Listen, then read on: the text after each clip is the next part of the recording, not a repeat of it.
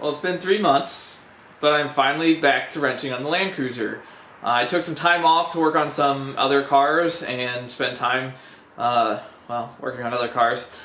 Regardless, where I left off with this thing was pretty infuriating. I had a situation where it would crank and no start unless you pour gas or some sort of fuel down the intake, and I chased my tail, and I chased my tail, and I chased my tail, and I never caught it. Well, I never caught my tail, but I figured out what was wrong, and I'll cover that in this video. I'm also going to cover some of the wiring, intake, exhaust, some things, some parts from this car, from one car that you need to use, some other parts that work well, some parts that don't work, some stuff to watch out for, and some other mistakes that I realized I've made. Well, let's jump into it. Originally, when I laid out the harness and started plugging everything in and figuring out where everything's going to go, the place that I mounted the ECM was very apparent, but I've also voiced my, I am not very satisfied with the fuse box that was provided with this harness. It was an unsealed unit, and I actually had built the bracket to mount it right here, and there was plenty of room, well, there was enough room for it here. But this is an off-road vehicle. It will see water, it will see mud, it will see dust, and I don't want a situation of corrosion or something getting brittle because it was exposed to the elements. So what I decided to do is I de-pinned that fuse box and relay box, and I moved it into the under dash area. There's not a whole lot of room there, but it's safe there. I can tuck it enough out of the way where it's not going to be a problem. Now, that fuse box and relay box has two relays in it. One to turn the whole system on, the ECM on. The other is for the fuel pump. And the GM fuel pumps are very simple. That system is very simple. It just has pretty much a fuel pump relay. The Toyota, on the other hand, it has a few things. It has a fuel pump relay, it has a circuit opening relay, and it has a fuel pump resistor. Now the resistor is easy to bypass. You simply unplug it. It's located on the passenger side, on like the inner fender. It's still there, but I'll probably unplug it at some point and just throw it away. But to bypass all the other stuff, to use the GM relay to turn the Toyota pump on, I ended up taking a power source from the engine bay fuse box, which is right here. So what I ended up doing, because I needed a 12-volt power source without, something of substantial size, 16 gauge or so, when key on or key running or engine running, I probed this fuse box to look for anything that was unused, and it turns out there was a relay that went in this location that had key on power. So what I did is I de-pinned this terminal here, which is this red and orange wire. I put it, it has the correct terminal where I put it in a different connector, and I found the other side connector here, and I used this wire, kind of tucked it in here. I'm going to probably clean this up a little bit, but this is your 12-volt source for the fuel pump. This feeds the relay, and what this does is once the key is in the on position, the relay is energized, and the PCM determines the conditions needed to turn the fuel pump on. So since I've deleted the fuse box, I shouldn't say deleted, it's still in the vehicle, it's underneath the dash. I've moved that, I ran this power wire here, and then the output of that relay, which actually goes to the fuel pump, I took a terminal out of this connector. Let me see if I can find it. It is this right here.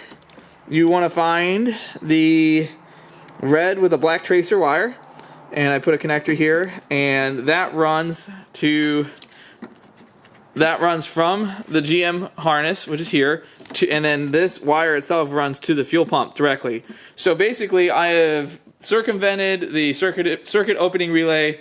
I bypassed the resistor by unplugging it, and I'm using strictly the GM relay. There's probably other ways to do this, but I didn't really feel like unraveling the inside of this truck to do that. I felt like using the Toyota wiring was probably the fastest and easiest route. So I'd like to apologize. This looks like a mess. It is a mess because, well, I haven't finished it, but this is kind of where I'm at. It was quite a lot to de-pin this fuse box. I had to actually pull it all apart, and the relays are, I can't even see what I'm doing. The relays are hanging right there. So I need to build a proper bracket and kind of like stow it up into the corner so it doesn't impede with anything else that's under here. But that's what I ended up doing. In the instructions for this harness, they want you to put the computer and the fuse box inside the car. I mean, I can see certain vehicles that would be very easy to do. There's not really enough room for the computer. The computer's designed to run in the engine bay, and that's where I decided to mount it. So now let's talk about exhaust manifolds. So I wanted to do everything in my power to avoid using an aftermarket header or cast manifold. I don't want to deal with cracks or something that seals poorly. The factory manifolds on all of these engines flow pretty good, and again, this truck is built not for power, but for fuel economy and reliability. So I didn't want anything to do with something that I'm going to have to work on. So I started looking at all the different factory exhaust manifold designs, and there are a lot of them. I mean, there's the 9906 trucks, the 07 to 13 trucks, there's the newer HD stuff, Corvettes, Camaros of various generations, there's GTOs, there's Hummers, there's Canyons, there's Trailblazers. I tried just about every single exhaust manifold I could get my hands on. I tried LS3 manifolds from like some takeoff manifolds. I tried everything. I tried LS4 manifolds even off of front wheel drive, and they didn't fit, but I finally got lucky and I found some that did.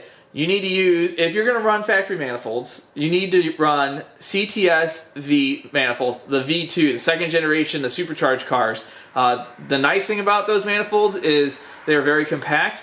You're usually very cheap because almost all of those cars have long tubes on them now. And I was able to find a set locally for, I'm not going to mention, it's pretty much free because they're trash for most people. But they fit this pretty well. I'm going to show you what I had to do to get them in. So this is the driver's side. By far, this is the reason why it sucked. I had this manifold off probably about 30 times. It barely fits. And, I mean, when I say it barely fits, it barely fits. If you can look, kind of hard to see, I actually had to shave the head as much as I was comfortable doing so on the steering shaft. I had to trim the exhaust manifold heat shield, and I also had to notch the manifold where that bolt is.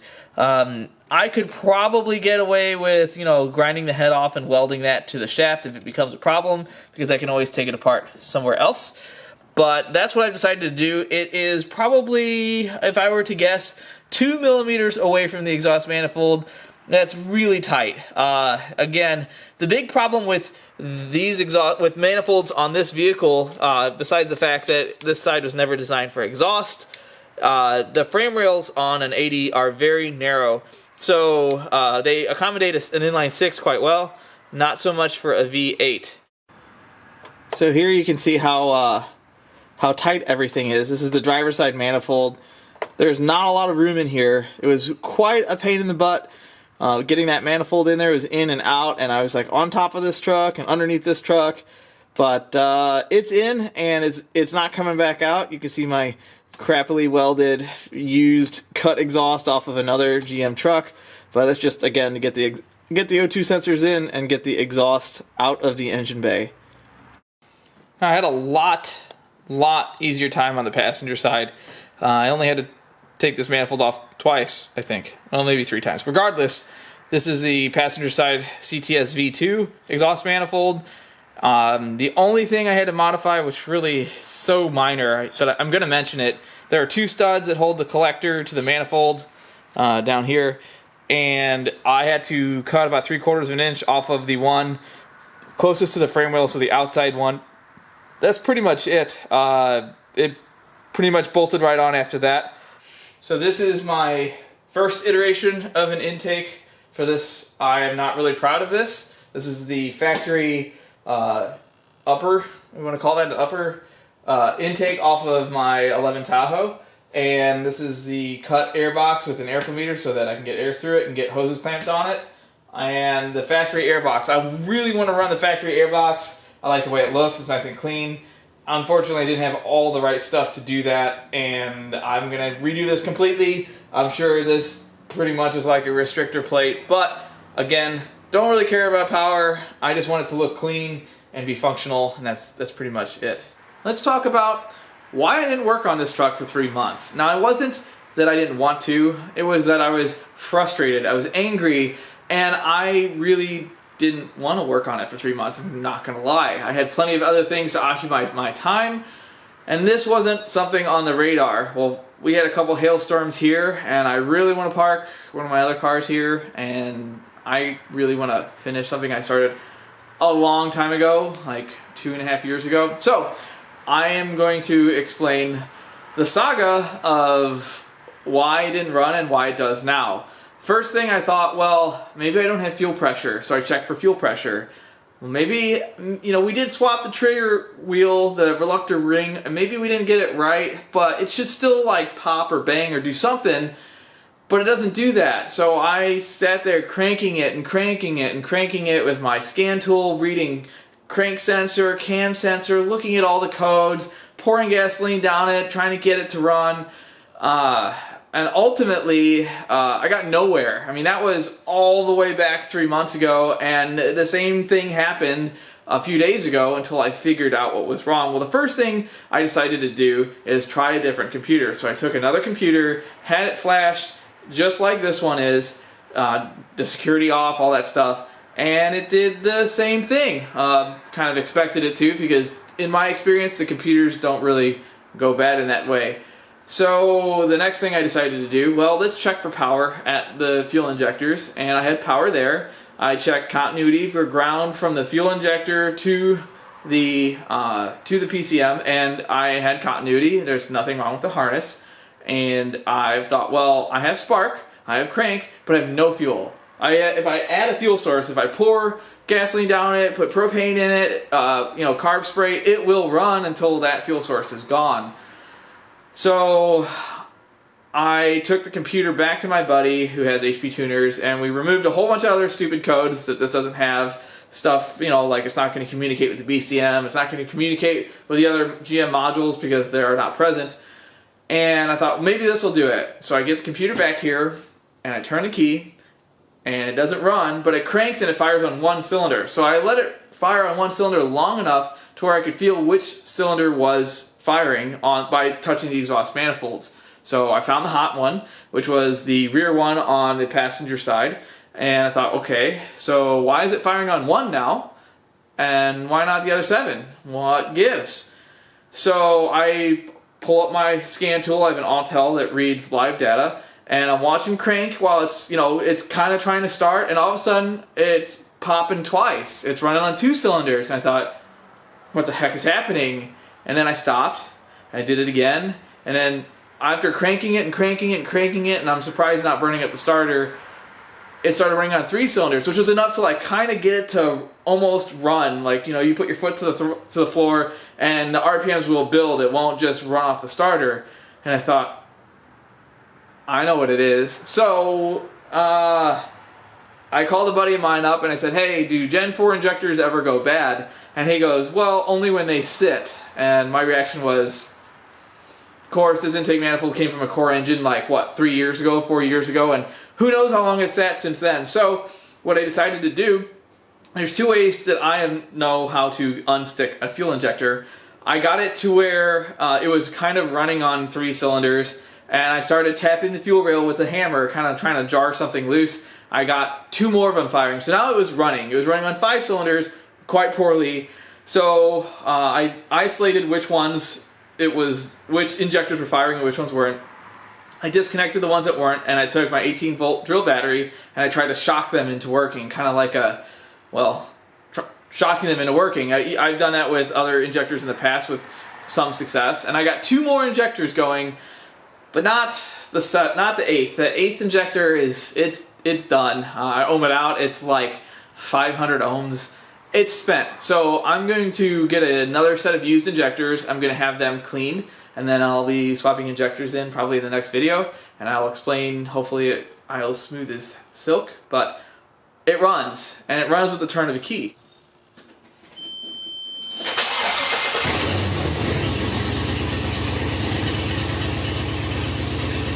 It's really loud. It sounds like an open header LS on 7 cylinders. That's what it is. the next video will be much sooner than 3 months, hopefully a week or two, and it will include me putting injectors in it and it running smooth as silk, hopefully a little quieter. I hope to get the exhaust a little further along, and I may be putting the hood on it, topping off the transmission, really straightening up the underdash wiring. It is a mess, but I created it. So anyway, don't forget to subscribe so you can keep track of my progress on this and whatever else I decide to get myself into.